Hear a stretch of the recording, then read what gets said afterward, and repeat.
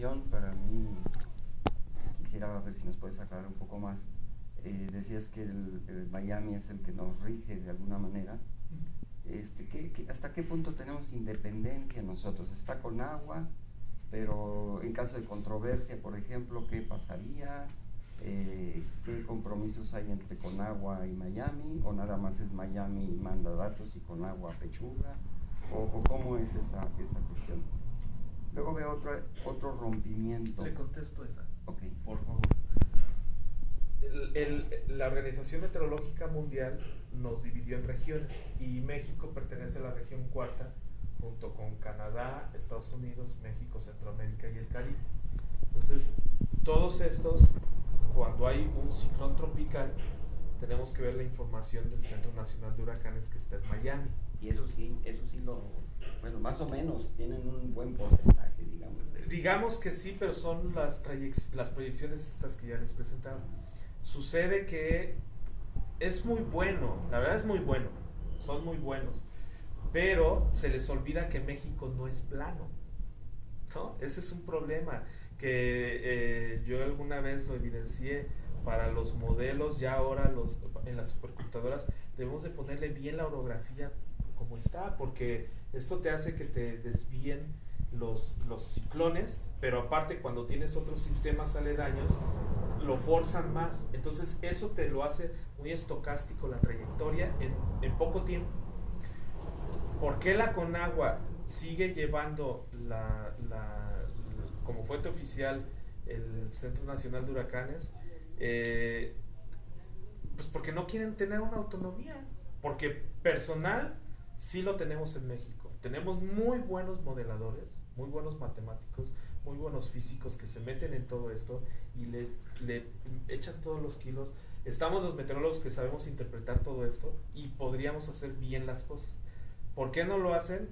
Esa sí ya no la sé contestar otra vez, porque si yo lo estoy haciendo y lo hago desde mi casa, no desde una oficina en donde tienen equipos de 30, 40 millones, y tienen la capacidad para hacerlo, todavía el coordinador, que mucho tiempo fue el pronosticador de huracanes, ahora es coordinador, lo acaba de hacer con Franklin. En la mañana estaba diciendo, el meteoro va para Tecolutla y lo esperamos entre la noche y mañana a las 6 de la mañana. No le puedes decir a una persona 18 horas antes que tienes este rango, ¿no? de error, cuando ya los modelos ya te estaban diciendo hacia dónde, los modelos numéricos, los atmosféricos, ya te decían hacia dónde era y recortabas todo esto. El ingeniero Unzón, que es el coordinador, lleva ya 20 años en esto, y el profesor César Unabausa fue un profesor de primaria, pero él sí leía, ¿no? Entonces, ¿por qué no hacen ese trabajo? Pues porque no quieren. Se sientan en un puesto y es bonito aparecer en la televisión y para ellos creen que eso ya es la solución. Entonces, en México sí tenemos la capacidad para hacerlo, pero la capacidad política no lo están haciendo. ¿Hay otras? No, bueno. Tenía otra. Sí, cierto, otra pregunta. Yo tengo varias, si quieren rolamos y luego regreso. Bueno, entonces, ¿verdad? No. Bueno, entonces otra pregunta. Ok, bueno, me queda claro que la política científica y social es muy complicada en México. A lo mejor no nos quieras comentar, pero lo que decías de los meteoros, como les dicen, pues que va a llover y no salgan de sus casas y no pasó nada, ¿no? Y dices, luego bajan recursos. ¿Existe documentado, digamos, los recursos que se bajaron por desastres naturales cuando no hubo desastres naturales? Sí, Sí existe. sí, ahora con esto de las transparencias, van cuidando todo esto. Sí, sí los hay. El FONDEN, el Fondo de Desastres Nacionales, Fondo Nacional de Desastres Naturales, tiene dos formas de soltar los recursos.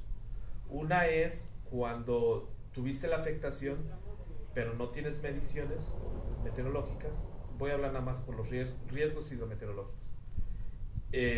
Tienes la afectación, tienes un deslave, ¿no? Y tienes unas casas que se te destrozaron por el mismo deslave, pero no tienes una fuente de información que te diga de cuánto fue la lluvia, porque para eso necesitamos decirles cuánto llovió. Y entonces con fotografías ya les dices, mira, se me deslavó, se me cayó el cerro, aplícame el Fonden, entonces ya bajan el recurso, ¿no? Eso se me hace muy lógico, porque ya vimos que no hay tanta fuente de información en Veracruz, y orográficamente en menos de 10 kilómetros podemos pasar en una diferencia altitudinal de 1000 metros.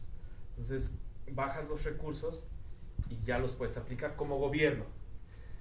Pero si tienes un ciclón tropical, ya no te preocupes, el recurso lo bajas de inmediato. Entonces sí están, y por transparencia tú sabes cuántos millones le otorgan por estado y hacia qué municipios se van y todo esto.